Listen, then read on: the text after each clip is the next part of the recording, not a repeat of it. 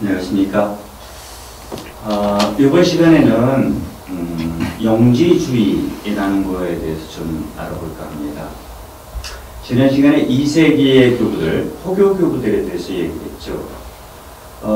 이 초기 교회는 유다교와 그리고 이교로부터 박해도 받았지만 교회 내에 이제 서서히 이단들이 등장하게 됩니다. 그 중에서 가장 큰 해악을 끼친 이단 하면 영지주의적 이단이라고 이야기를 할 수 있겠죠. 그런데 이 영지주의라는 것은 고대 사회의 일종의 사회 현상이라는 건 좀 과장된 것 같고요. 일종의 정신사조, 요즘 말로 하면 트렌드 정도로 이야기할 수 있을 것 같습니다.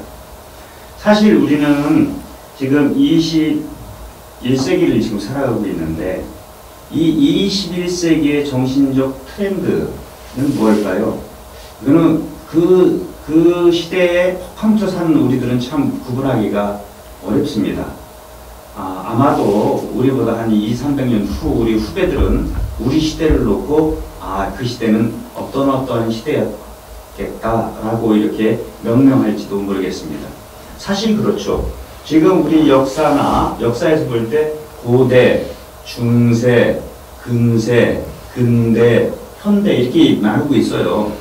그 나눠진 그 시기는 그 시기만의 아주 독특한 어떤 트렌드가 그 문화 전체에 이렇게 기반이 됐죠. 그걸 후대 사람들이 보면 너무나 이제 명확한 그 일종의 창이 이렇게 나타나게 되는데, 영지주의는 고대에 발생했던 일종의 하나의 정신 사조라고 이야기하는 것이 더 쉬울 것 같습니다. 그런 사조에 물든 그리스도교를 우리는 영지주의적 이단이라고 이야기를 할 수 있겠습니다. 영지주의는 일종의 종교 혼합주의라고 얘기를 할 수 있겠습니다. 이 고대 사회는 영적으로 굉장히 목말라 있던 시대예요.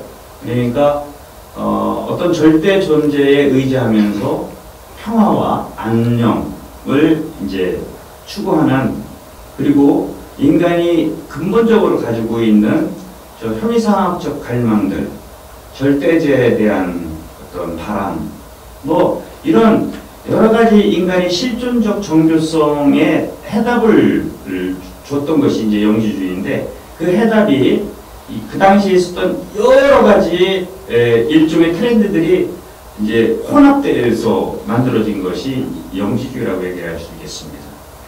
플라토니즘을 대표로 하는 헬레니즘의 영향, 또 알렉산더에서 동방까지 이제 서방이 이제 진출하게 되지 않습니까? 그래서 동방으로부터 왔던 여러 가지 밀교적 요인들, 또 율다교적 요인들, 거기다가 그리스도교적 요인, 이 모든 것이 막 짬뽕이 돼가지고 이제 나타난 고대 초대교회의 이단을 우리는 영지주의적 이단이라고 이야기를 할 수 있습니다. 근데 이 이단을 밝히기는 너무 어려워요. 왜냐하면은 그 시대의 그 트렌드에서 이제 나온 여러 가지 이제 사조들이기 때문에 그이들 안에 어떤 공통점을 찾아보기도 어렵고, 또 일관된 전례가 있는 것도 아니고, 또 체계적인 교계 제도가 있는 것도 아니고, 그리고 이 영지주의 이단에 빠진 사람들 스스로도 뭐라고 하냐면 자기들은 참 그리스도인이라고 얘기를 했거든요. 여기에 문제가 되는 겁니다. 확연하게 구분이 되면은 그것만 딱 도려서 제거하면 되는 건데, 마치 우리 몸 안에 붙어있는 기생충처럼 피하 구분이 이제 어렵다는데, 이 영지주의에 근본적인 어려움이 있다라고 할 수 있겠습니다. 이 영지주의는 조금 전에도 말씀드렸지만 인간들의 근본적인 실존적 질문들을 다 답변해 줍니다. 나는 어디에서 왔고, 왜 이 땅에 살고 있고, 또 어디로 가고 있고, 이 세상에 수많은 그 악과 선이 그 섞여서 사는 이 세계의 근본 원리는 뭐고, 이런 것들에 대한 이제 총체적인 답을 제시하는 것이 이제 영지주의라고 이야기할 수 있겠습니다. 영지주의적 이단은 이제 아주 초대교부터 이제 강력하게 많은 교부들에 의해서 그리고 공적 교회로부터 이제 배관시되어 왔고 그들의 성적들은 다 불태워 없어져 버렸죠. 그래서 그들에 대한 정보를 아는 것은 이 영지주의를 반박했던 교부들의 문헌을 통해서만 이런 것이 영지주의였구나 라고 알고 있었어요. 대표적으로는 리옹의 이레네우스가 쓴 이단 반박, 또 테르툴리아누스의 이단자에 대한 항고, 그리고 히폴리투스 등등 굉장히 많은 교부들이 영지주의에 대한 정보를 우리에게 전해주고 있어요. 왜? 그만큼 이 세기는 이 영지주의의 보편교회가, 정통교회가 골머리를 썩었기 때문에 그거에 대한 답을 교부들은 할 수밖에 없었죠.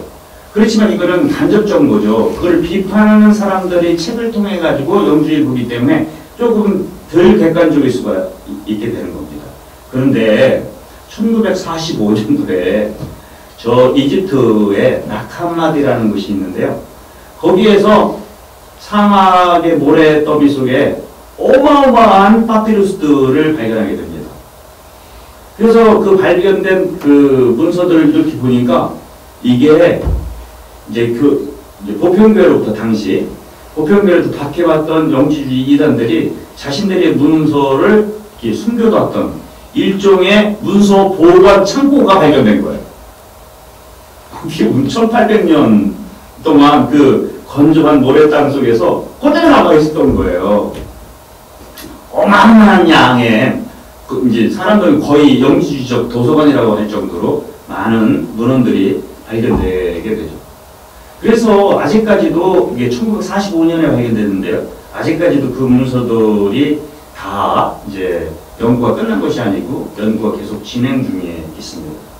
여기에서 나온 문헌들도 아주 유명한 것들이 많죠. 유다복음, 토마스 복음 이런 것들 지난 시간에 우리가 복음서 외경 공부할 때 얘기했는데 그 많은 영지주의적 그 복음서 외경들이 이제 바로 이 나캄마디에서 나왔어요.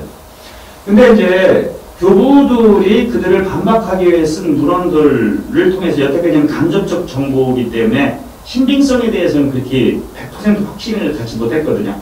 그런데 이게 웬걸? 나캄마디 거를 직접, 영지주의적인 문헌을 직접 보니까 그렇게 일반적이지 않더라. 즉, 그 교부들이 그들을 반박한 내용, 그 토대가 됐던 영지주의적 문헌이 왜곡되거나 이러지 않았다는 얘기예요. 예, 그들이 본 것이 제대로 봤다라고 이제 얘기를 할 수 있겠습니다. 영지주의는 굉장히 많은 분파가 있어요. 일반적으로 우리 교회는 여러분들 사도행전에 나오는 그 마술사 시몬을 이제 영지주의의 창시자라고 보는데 이제 그건 하나의 신화적인 이야기고 진짜로 이제 그 거명할 수 있는 당대의 자신들의 학원까지 만들면서 그 영지주의를 유포했던 그런 유명한 사람들을 좀 얘기해보자면은 도시테우스, 메난데르, 바실리데스, 이시도로스, 프톨레메이우스, 헤라클라온, 발데사네스, 테오도로스 너무나 많아요. 근데 리옹의 이레네오가 아주 자세히 설명해주고 있는 그 영지주의 한 분파의 시스템이 있는데 그거는 발렌티누스파 영지주의입니다.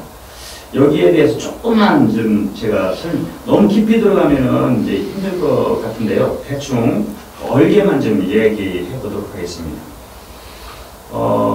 모든 영지주의자, 이 발렌티누스파 말고 모든 영지주의자들은 아주 절대적인 이원론적 사상 체계를 가지고 있습니다.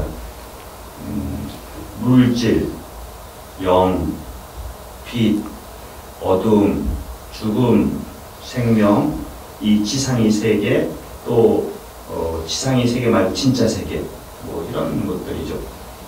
진짜로 참으로 존재하는 세계. 플라톤에서는 그걸 이데아 세계라고 얘기를 하죠. 여기에 견줄 만한 신의 세계라고 할까요? 순수 영적인 세계, 이 세계를 이 바렌티누스 뿐만 아니고 이제 몇몇 그 영지주의자들은 그거를 플레로마라고 불렀습니다. 완전함 혹은 충만함 뭐 이런 뜻을 지니고 있어요. 이 충만의 세계가 참의 세계고 영적인 세계예요. 이 충만의 세계는 30개의 이거를 아이온 혹은 에온이라고 얘기하는데 이게 한국말로는 번역이 참 쉽지가 않습니다. 하나의 세기라고 얘기를 할까요? 이 에온 혹은 아이온은 현대의 신흥 뭐라고 할까요? 12별자리 이렇게 점성술 여기서도 나와요. 지금 우리가 이제 물병자리, 물고기 자리 지나서 이렇게 된다고 하지 않습니까? 그 한 자리, 이게 하나의 에온이라고 지금 현대에서 신흥종교들에서 이야기하고 있는데, 어마어마한 영겁의 시간을 에온이라고도 하고, 또 하나로는 또 다른 차원에서는 신의 한 가지 속성일 수도 있고, 신의 실제일 수도 있어요. 이 플레로마 세계는 바로 이런 여러 아이온들의 집합체입니다. 이 아이온들은 어떻게 되냐면 제일 첫 번째 그 에온, 아이온이 뭐냐면은 원 아버지라고 이 사람들은 불렀어요. 혹은 원 원리라고 할까요? 원 근본. 이제 이 최상의 아이온은 자기 짝을 가지고 있습니다. 그래서 이 짝은 이름이 어떻게 된 거냐면은 원 아버지는 이제 그리스 말로 이게 프로토파테, 그러니까 이 남성 명사예요. 원 아버지라는 뜻이 프로토아르케, 원 원리, 원 근원, 이것도 남성 명사예요. 근데 여기에 해당되는 원 어머니라고는 하지 않고요. 이것을 시게라고 불러요. 이 침묵이라는 것이죠. 왜? 이 원아버지는 너무 절대적 존재이기 때문에 다른 사람들에게 알려질 수 없는, 이해 불가능한, 인간의 이성 저 너머에 있는 절대 초월적 존재인 거예요. 이 절대 초월적 존재의 쌍이 뭐냐면 침묵이에요. 왜? 사람들 앞에서 이 침묵, 사람들은 이 원아버지에 대해서 이야기를 할 수도 없거니와 이해할 수도 없다. 근데 재미난 것은 이렇게 제1 첫 번째 쌍이죠.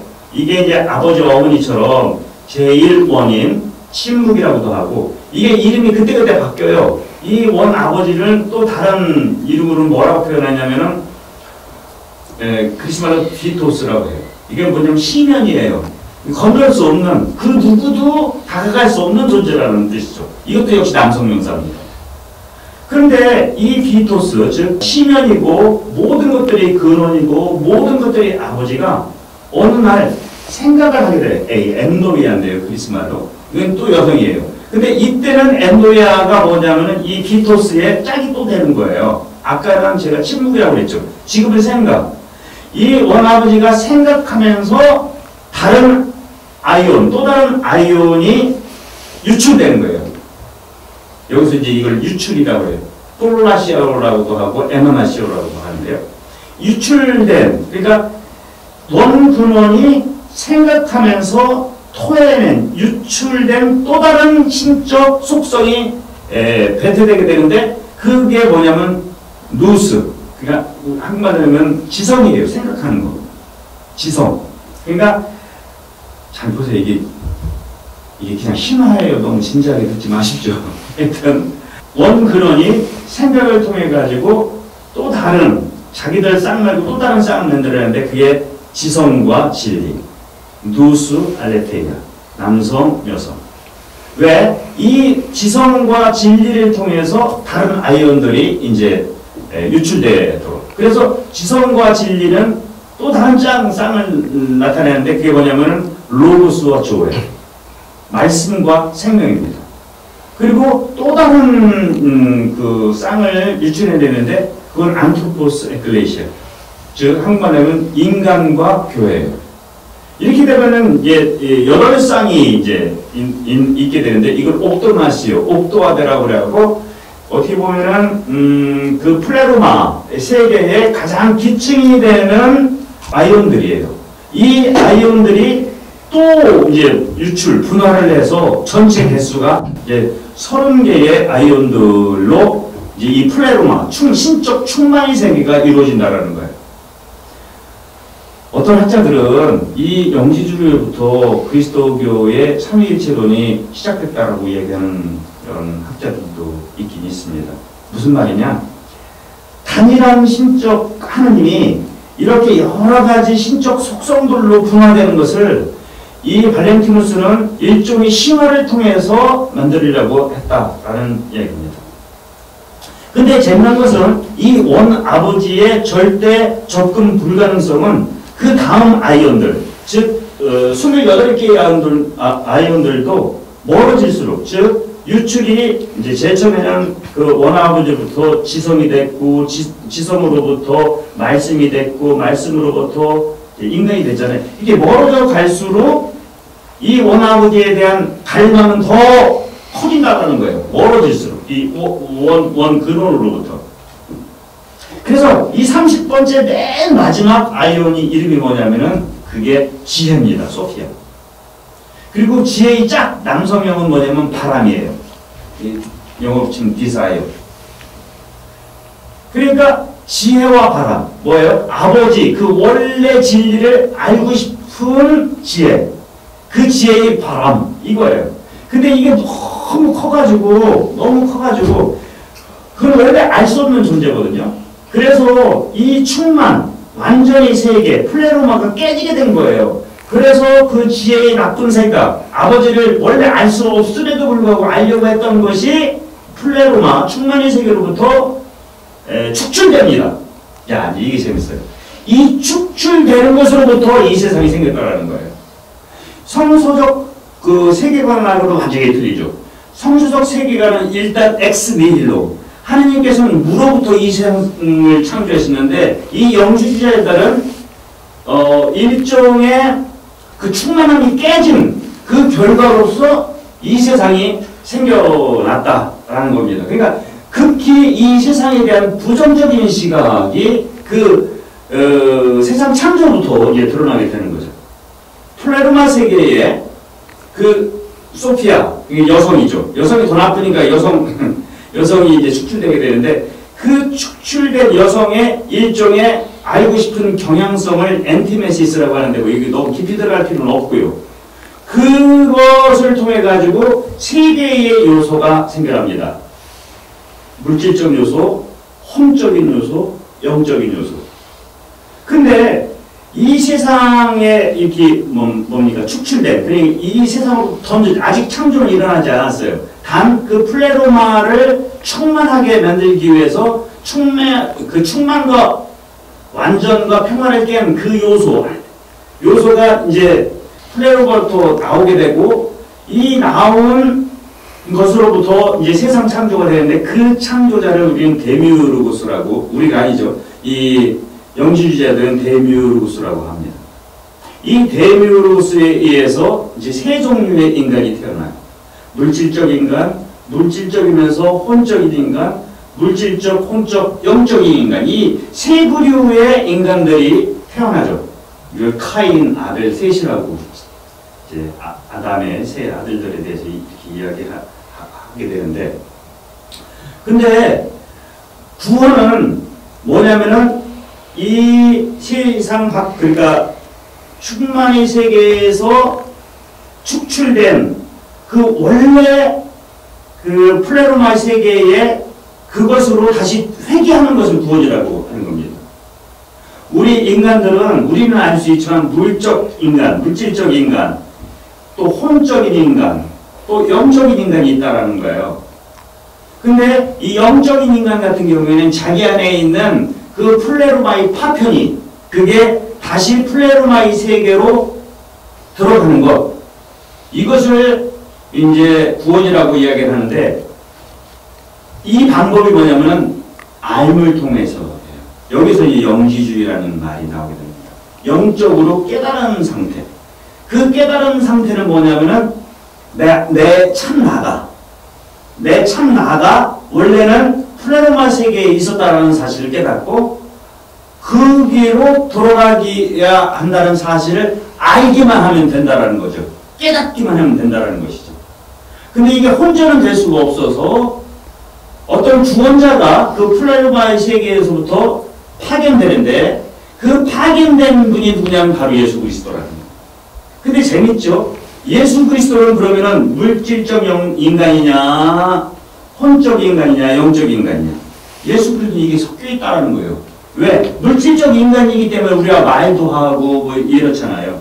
근데 재미난 것은 이 물질적 인간을 예수라 부르고 그리스도는 그 예수가 요르단강에서 세례받을 때 비둘기 모양 성령이 충만해서 내려오는데 그게 그 그리스도가 임재했다라는 거예요. 왜?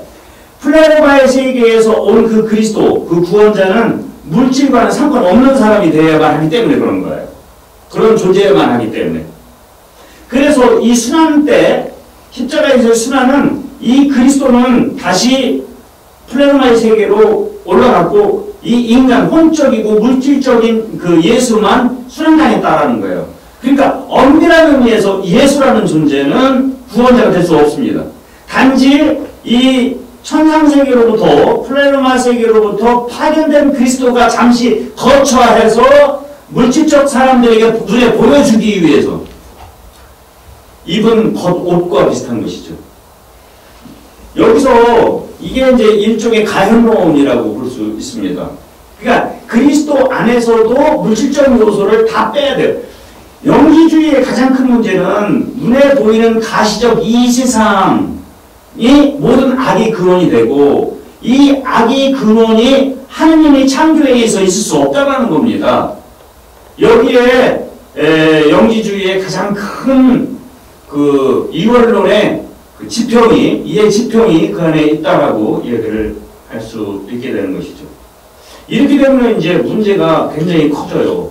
아까 이 세상을 창조한 데미르고스를 그이들은 누구라고 하냐면은 그게 구약의 하느님이라고 얘기를 하는 겁니다. 구약의 하느님은 진짜 하느님이 아닌 거예요. 진짜 하느님은 아까 말씀드렸듯이 그 플라르마 세계에 있는 그분, 원 아버지, 원 근원이죠. 이 세상을 창조하기 위해서 만들어진 그냥 도구와 같은 존재. 그러니까 구약 성경의 하느님은 어떤 하느님이에요? 질투하고 화내고 복수하고 이게 하느님의 모습이 아니라는 거예요. 그래서 예수 그리스도가 이 땅에 와서 진짜 하느님을 알려줬다는 거죠. 누구에게만? 자기 안에 신적 성광, 즉 플라르마의 조각을 가지고 있는 영적 인간들에게만 그 사실을 알려줬다는 거예요. 그러면 예수님이 알려준 이 계시가 그러면 다 옳은 거냐? 그렇지 않아요. 왜? 여러분들 성경을 읽다 보면 예수님께서 비유를 말씀하시고 나중에 제자들이 또 물어보죠. 그 비유의 뜻. 예를 들어서 씨 뿌리는 사람의 비유. 군중들이 듣는 거하고 제자들이 듣는 게 또 다릅니다. 그런데 재미난 것은 12제자들 전체가 다 영적 인간이 아니라는 거예요. 모든 인간은 겉모습은 다 물질적 인간이 껍데기 안에 혼적인 요소와 영적인 요소가 있는데 어떤 사람은 혼적인 요소만 있고요. 어떤 사람은 물질적 그 껍데기 안에 혼적인 요소와 영적인 요소가 있어요. 요 사람만 구원받을 수 있게 되는 거예요. 그 사람들 안에 영적인 요소가 있다라고 그리스도께서 이 땅에 오셨다라는 거예요. 그리고 그 사실을 그 진리의 비밀을 그들에게만 따로 알려줬다는 거예요. 그래서 사복음서는 진짜 복음이 아닌 거예요. 그건 일반 대중들을 위한 거고. 그래서 물질적 인간들은 구원에서 애상초부터 배제됩니다. 아무런 좋은 일을 해도 그들은 구원이 안 돼요. 혼적인 그 사람들은 예수 그리스도의 말에 따르면은 구원 비슷하게는 되지만 플라르마 세계는 들어갈 수 없어요. 이 사람들이 누구냐면 일반 그리스도인들이에요. 진짜 영적인 존재들은 뭐냐면은 은밀하게 한 그 존재 안에 그 신적인 성광, 번뜩이는 그 플라르마의 파편을 지니고 있는 사람들만 영적 존재인데 이 사람들도 자기가 영적 존재인지 몰라. 근데 그리스도를 통해서 깨닫게 되면서 되는 거예요. 여기서 구원은 윤리적 공로와는 아무런 상관이 없습니다. 내가 영적 인간이어야만 되는 거고 영적 인간이라 하더라도 내가 영적 인간이라는 사실을 자각하고 함으로써 알게 되는 거고, 그것을 알게 되는 것은 그리스도를 통해서만 알게 된다는 거예요. 그래서 이 물질을 내가 마음대로 사용해도 돼요. 두 가지죠. 이 물질은 구원에 사용 안 되는 것이니까 어떻게 막 학대를 하는 거죠. 이게 첫 번째. 두 번째는 어차피 이거는 구원하고 상관없으니까 마음대로 물질적, 육적, 방종을 해도 되는 거예요. 그게 재미나죠. 하나는 엄격주의, 하나는 이완주의가 인간의 육체를 눈에 보이는 이 세상을 무시할 경우 벌어질 수 있는 일들이 되는 겁니다. 이 사람들에게 있어서 윤리 도덕은 그렇게 중요하지 않아요. 단순히 자기가 자기 안에 있는 참나, 이게 참나라고 불러요. 이 사람들은 참나. 참나는 뭐냐? 진짜 있는 것은 저 플레로마의 세계에서 이 육안에 감금된 그거나, 이 육체로부터 이 세상이 희노애락이 막 파도치는 이 고해 속에서부터 이게 벗어나는 거. 그 벗어나는 길은 뭐냐면 깨달음을 통해서 된다는 거죠. 각하면 되는 거예요. 각하면. 이게 이들이 이야기하는 구원입니다. 그러면 이게 이제 발렌티누스파의 기본적인 얼개라고 했는데, 이거는 다른 모든 영지주의들의 기본적인 메커니즘이에요. 여기서 보게 되면 큰 문제들이 있어요. 첫 번째는 신관이 문제가 되는 거예요. 여러분들 아까 얘기했죠. 제가 그 원 아버지와 생각에 의해서 이제 뭡니까? 누스, 그러니까 지성과 알레테이아, 지혜가 유출됐다고 그랬죠. 요거를 뭐라고 하냐면 그리스 말로 휘포스타시스라고 해요. 이게 나중에 이제 삼위일체론에 가게 되면 이게 윗격이라는 아주 중요한 개념이 되게 되는데, 이 사람들은 이렇게 신학 용어를 사용하면서 자기들의 이론을 설명하는 거예요. 어쨌거나 그 하느님은 한 분 하느님이 아니라는 거예요. 구약 성경에 나타난 하느님은 바로 그 하느님이 아니라는 겁니다. 왜? 플레로마 바깥에 있는 거니까. 그러니까 구약은 완전히 무시돼야 된다는 겁니다.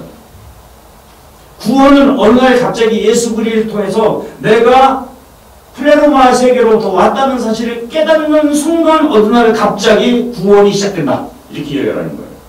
그렇기 때문에 이 사람들에게 있어서는요, 이 육체 혹은 그 육체를 생활하는 이 역사라는 장이 의미가 없어요. 뜬구름 잡는 영성주의를 이 영지주의는 이야기하고 있는 거라고 할 수 있겠습니다. 이렇게 하느님관을 구약의 하느님과 신약의 하느님으로 나눠버리고요. 그리고 예수 그리스도도 예수와 그리스도를 나누고요. 또 인간들도 물질적 인간, 혼적 인간, 영적 인간으로 나누게 되고요. 계시도 하나님께서 우리에게 드린 성경마저도 순수 영적인 성경이 딱 있다는 거예요. 그거는 비밀리에 영적인 요소를 가지고 있는 그 제자들에게만 따로 가르쳐줬다는 거예요. 그게 뭐냐면 유다복음이에요. 그게 뭐냐면 토마스 복음이에요. 영지주의자의 복음이죠. 그러니까 다른 것들은 오염됐다라는 거예요. 물론 그 안에 영적인 부분도 있지만 오염됐다. 그래서 사복음서 같은 경우에는 오염된 복음이기 때문에 이걸 읽기 위해서는 그 깨달음을 통해서 이게 해석될 수 있다. 이렇게 이야기를 하게 되는 겁니다. 공적 계시에 대한 무시죠. 뿐만 아니고 교계 제도도 이제 무시되는 거예요. 교계 제도라는 것은 서품에 의해서 성사잖아요. 여러분, 성사는 그리스도교의 모든 성사는 물질을 통해 가지고 이루어지는 겁니다. 그렇죠. 성체 성사는 물질적인 빵과 물질적인 포도주가 없으면 안 되잖아요. 세례 성사 역시 이 물이라는 창조물, 피조물이 있어야만 되는 것이잖아요. 근데 이 영지주의에서는 이 모든 물질들이 구원하고는 상관없는 거예요. 그러니까 성사가 필요 없게 되는 것이죠. 따라서 성사를 집행하는 교계제도도 필요 없게 되는 거예요. 아주 심각한 현상들이 벌어지게 되는 것이죠. 근데 재미난 것은요, 제가 90년대에 제가 이제 로마를 유학을 갔는데, 그때 신흥종교에 대한 세미나가 이제 있었습니다. 요즘에 우리도 단월드 또 저쪽 이상한 신흥종교 있잖아요. 이런 신흥종교들 현상을 공부하는데 그거를 일반 삼옥신학교나 이런 데서 하지 않고 제가 있는 그 교과학대학교에서 했습니다. 왜 했냐면은 이 고대의 영지주의가 그대로 반복되기 때문에 그렇습니다. 이 기본적인 것이. 여기 특징은 뭐냐면은 우리가 살아가는 이 세상을 폄훼해 버리는 겁니다. 이 세상의 진지함이 없어져 버리는 것이죠. 근데 그리스도교는 그렇지가 않아요. 우리들이 살아가는 이 삶의 자리가 바로 구원의 역사의 자리고 순수 영적인 하느님께서 우리 육 안으로 들어오셨다는 거거든요.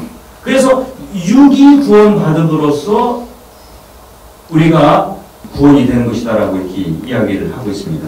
육, 물질, 그리고 역사. 이 사람들에게는요, 순교도 그렇게 중요하지 않아요. 순교란 죽음인데, 이 죽음은 단순히 물질적인 이 목숨이 이제 앗아가는 것이지, 영은 죽는 게 아니기 때문에 순교할 필요가 없다라고까지 얘기를 하는 거예요. 그렇기 때문에 안티오키아 이냐시오는 그 7통의 편지를 쓰면서 그 가열론주의자들, 영지주의자들입니다. 이 영지주의자들을 이제 아주 강력하게 비판을 했던 것이고, 그리고 그 영지주의의 한 분파, 지금 우리가 발렌티누스파를 하고 있는데 한 분파인 마르치온이라는 게 있는데, 폴리카르토스 사도교구, 폴리카르토스는 사탄의 맏자식이라고까지 이렇게 이야기를 하게 되는 겁니다.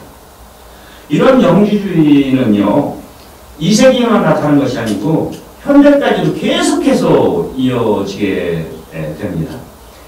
나머지 이런 이야기들은 이 영지주의를 가장 확실하게 반박했던 리옹의 이레네우스 교부를 통해서 그이가 쓴 이단 반박이라는 책을 읽으면서 다 읽지는 못하겠지만 보면서 이 영지주의에 대한 이야기를 조금 더 알아보고 또 이 성 이레네오는 어떻게 이 영지주의를 반박했는지는 다음 시간에 이렇게 살펴보도록 하겠습니다. 네, 감사합니다.